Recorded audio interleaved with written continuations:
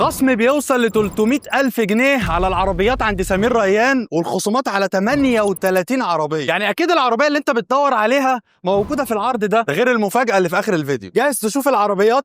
عد معايا: هيونداي الانترا اي دي المودرن والتوب لاين، والفولكس فاجن تيجوان بكل الوانها، والكوبرا التيرامار بالوانها، والنيسان قشقاي الكونكتا والتكنا، والجاك الجي 7 واختها الجي اس 4، والتويوتا كرولا الاليجانس، والسكودا اوكتافيا بالثلاث فئات، والسكودا كودياك اللونج والسويت، والستروين الشاين انتري والشاين العاديه، والستروين السي 4، والرينو الميجان الدايناميك، والرينو الاوسترا، والسيات ايبيزا الاف ار، والسيات اتيكا الستايل، بيجو 408 الجي تي لاين، والبيجو 5008 الالير والجي تي لاين، والبيجو 3008 الالير والجي تي لاين، والاودي الاس 3 السيدان والهاتشباك، والاودي الكيو 3 الادفانسد والاس لاين والسبورت باك، والاودي الكيو 2 الاس لاين، والاودي الكيو 7 والاودي الكيو 8، والكي جي ام تورس اللكجري والفور ويل درايف، واخيرا المرسيدس الفي 300. ابو حميد دي موديلات قديمه طبعا 2025 عشان السنه قربت تخلص. لا، دي موديلات 26 عادي جدا. المفاجاه بقى ان بعد ما خلاص خدت الخصم هتاخد اي عربيه من دول على سنه بدون فوائد، وعلى 3 سنين